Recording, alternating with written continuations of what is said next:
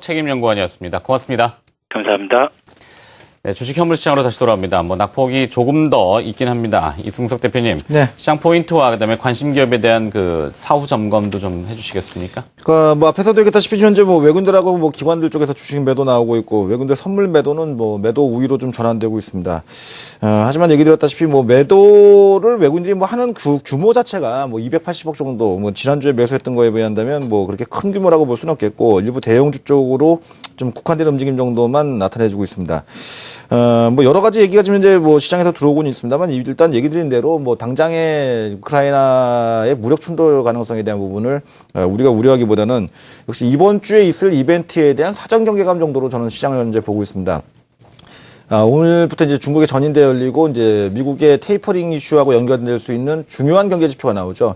옐런 지난번 상원에서의 옐런 의장께서의 발언을 갖다 좀 본다면은 지난번에도 방송을 통해서 제가 언급드렸습니다. 가장 중요하게 체크해야 될 부분은 앞으로 미국 경제 지표가 안 좋아질 때, 그러니까 미국 테이퍼링을 지속할 것이냐 아니면 중단될 수도 있는지를 이걸 좀 유의해서 봐야 된다고 했는데 이 부분에 대해서 미국 경제 지표가 안 좋으면 지연 혹은 중단될 수도 있다 이렇게 언급을 했죠.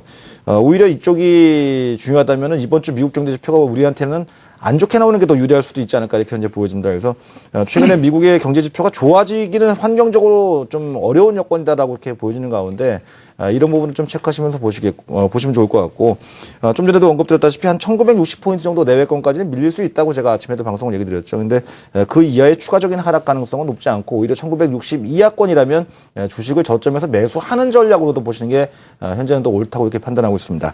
아침 제가 말씀드렸던 대우인터내셔널은 보합권 정도 출발한 다음에 현재 0.7% 정도 큰 폭은 아닙니다만 강세로 현재 진행되고 있습니다. 글쎄 북해선 아까 최미 앵커께서도 브렌트유 선물 쪽을 봐야 된다고 하지만 연계성이 있다 보니까 아침에 일단 선물 쪽 에너지 가격이 모두 다 큰 폭으로 오르는 건 분명히 맞는 것 같습니다. 관련주 쪽으로다가의 단기적 관심 정도는 충분히 나오지 않을까 이렇게 보여지고 있고 대우인터내셔널 그동안 이제 주가가 상대적으로 시장 대비해서 상당히 좋았던 종목입니다. 그래서 지금 현재의 어떤 시황과 좀 매칭이 되지 않나 이렇게 보여집니다. 네. 자, 이승원 대표도 이제 포인트를 좀 정리해봐야 되는데요. 개별 이슈를 못 다뤘는데 사실 주말에 나왔던 개별 이슈는 지난주에도 있었습니다만 세계 최대의 비트코인 거래소인 일본의 마운틴 곡스가 네. 파산을 했죠. 해킹 네. 얘기가 있고 오늘 또 그래서 보안 관련주들이 좀 있긴 있어요. 그죠? 네, 일단은 그 해킹 해킹에 대한 쪽도 있고, 마운트 곡스에 대한 파산으로 인해서 비트코인 관련주들은 이제 앞으로는 신뢰성에 대한 큰 타격을 입었다라고 보셔야 될 것 같고요. 이런 해킹에 대한 문제, 개인 정보에 대한 문제 자체가 시장에서 계속해서 부각이 좀 되고 있다라고 보셔야 될 것 같습니다. 하지만 이제 시장은 이제 이런 개별 이슈보다는 전체 전반적으로 이제 매크로 이슈에 좀 더 강하게 반응을 하고 있는 상황으로 보여지고 있습니다만은 외부적인 변수에 의해서 시장의 가격 변동이 나타날 때는 오히려 좀 매수에 대한 전략이 좀 좋지 않을까. 오전장에 제시해드렸던 관심주로 제시했던 한글과 컴퓨터 마이너스, 그 다음에 마이너스 한 1% 정도, 소프트포럼은 1% 정도 플러스에서 왔다 갔다 하고 있는데요. 마이너스 변동성이 발생할 때 오히려 좀 매수 접근에 대한 쪽이 타당해 보이지 않나 이렇게 생각이 됩니다. 네.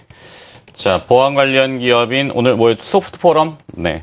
보안 관련 이슈를 찾아보니까 또 이런 것도 있네요. SK텔레콤이 네오S 네트워크스를 인수했고 글로벌 자산 사모펀드인 칼라일이 AD캡스를 또 인수했고 네. 이제 이 유형의 자산뿐만 아니라 정보 보안에 대한 얘기가 매년 2배씩 성장하고 있는데 하여튼 관심되는 이벤트여서 한 번 더 얘기를 드렸습니다.